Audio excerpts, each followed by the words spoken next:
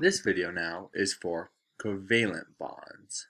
So now we're looking over what the properties of covalent bonds are and how they actually function. So in covalent bonds, we're going to start with the different types of bonds. Unlike ionic, where it's all about sealing electrons, taking them, covalent is about sharing. You can either have a single bond, a double bond, or a triple bond. Single bonds, you're sharing 2 electrons. Double bonds, you are sharing 4 electrons. And triple bonds, you are sharing 6 electrons. There is no quadruple bond. That bond does not exist. And we're never going to see it because it doesn't exist. With these, again, covalent bonds, these electrons that we're talking about sharing valence electrons only.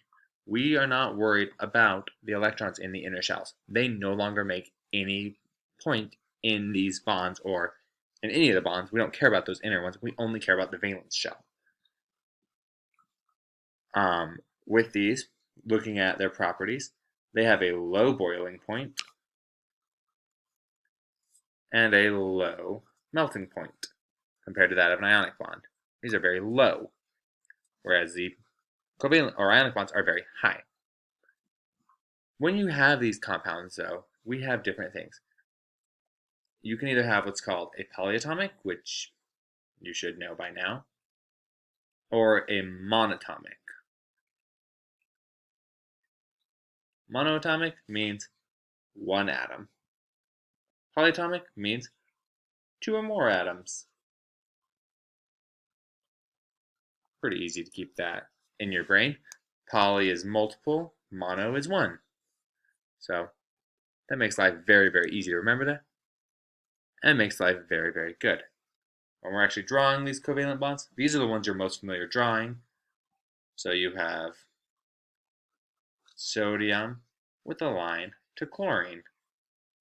Actually, that's an ionic bond, so that's a terrible choice. Oxygen bound to chlorine. There we go. And it would actually be another chlorine, because now we have everything happy. All the octets are complete. So we're showing right here that these are 2 single bonds. Whereas if oxygen bound to itself, it would have these 2 lines signifying a double bond. Or if nitrogen bound to itself, nitrogen, you'd have represented that triple bond. So triple bond, double bond, single bond. Thought I would have planned that out better with my drawings, but I didn't. So that's covalent bonds. They're very simple, very straightforward. These are the ones that, except for right here, this low melting point and low boiling point, in class, you guys were able to answer all the questions about covalent bonds before I even got started. So, yay, covalent bonds are still easy. They don't get tricky.